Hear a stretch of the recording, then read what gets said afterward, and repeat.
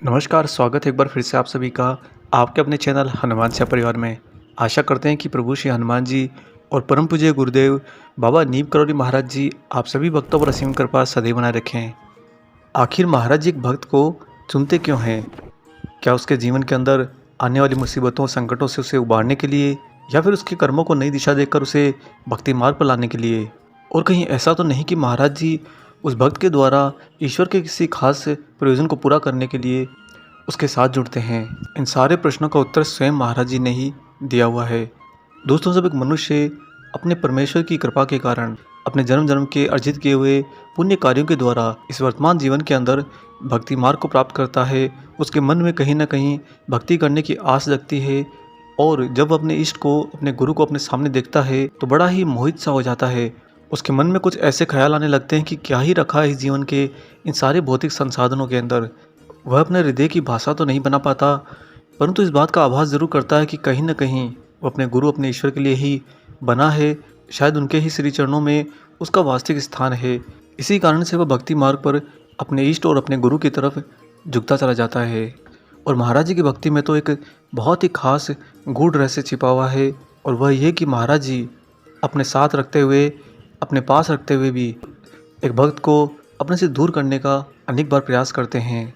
क्योंकि महाराज जी के जिस वास्तविक शरीर को, जिस स्वरूप को आप देखकर उनकी ओर निरंतर खींचे चले जाते हो, वह तो एक माया का भ्रम मात्र है। एक दिन महाराज जी स्वयं ही इस शरीर को त्याग देते हैं, फिर से नया शरीर आने वाले काल में धारण कर लेते हैं। और जब बाबा दूसरा शरीर धारण करते हैं तो आपकी पुरानी स्मृतियाँ मिट जाती है। कई बार तो ऐसा भी पाया गया है कि महाराज जी शरीर त्यागने के बाद में आप ही के साथ जुड़े होने के कारण आपको जीवन के अंदर न जाने कितनी बार अनेक अनेक रूप धारण करके दर्शन देते हैं, लेकिन आप उनको कभी पहचान नहीं पाते।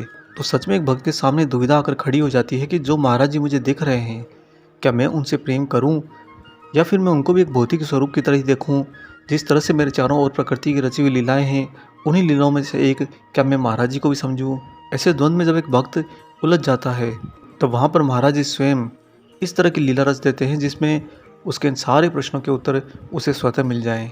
दोस्तों, ये भी परम सत्य है कि महाराज जी कभी भी आपको न अपने से दूर होने देते हैं, न ही स्वयं को आपसे दूर करते हैं। बाबा तो अपने सारे भक्तों के साथ में जन्म जन्म से एक आंतरिक डोर के साथ बंधे रहते हैं।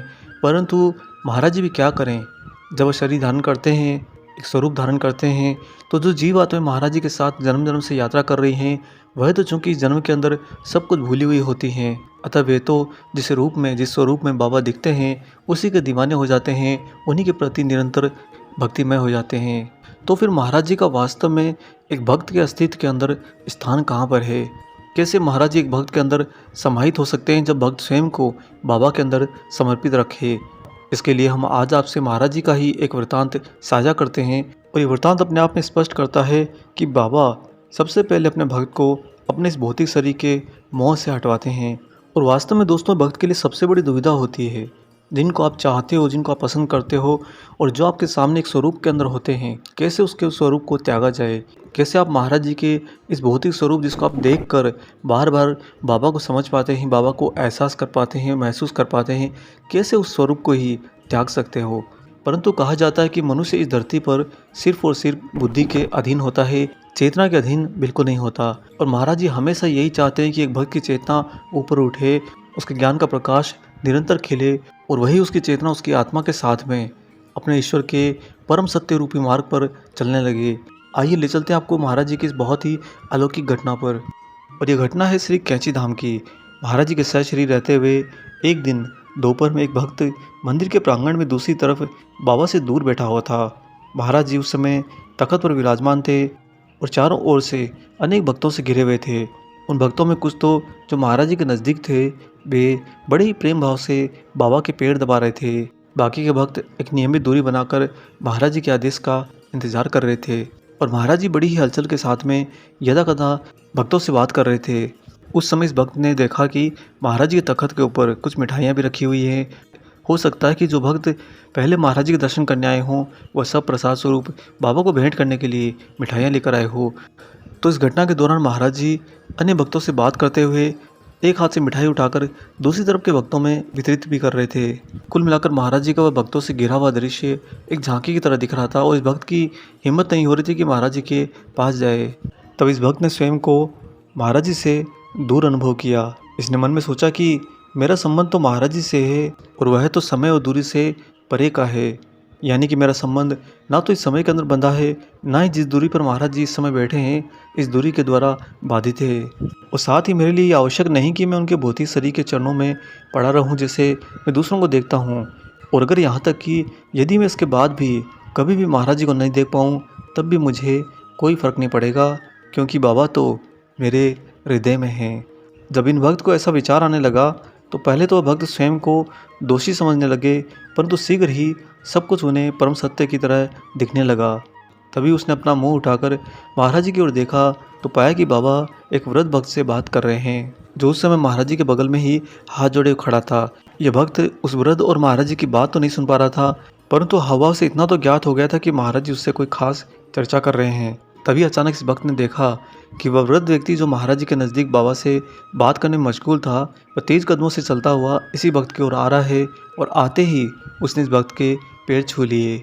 दोस्तों, साथ ही उस वृद्ध व्यक्ति ने इस भक्त को बताया कि महाराज जी ने मुझसे कहा कि तू जाकर उस भक्त के पाँव छू ले, क्योंकि वह और मैं एक दूसरे को अंदर से ही समझते हैं और उसका हृदय तो निष्कपट है। दोस्तों, जो बाबा के ही भौतिक आवरण से दूरी होने पर इस भक्त को एहसास हो रहा था और साथ ही हृदय के अंदर महाराज जी का वास भी महसूस हो रहा था, उसी के चलते बाबा ने लीला करी थी।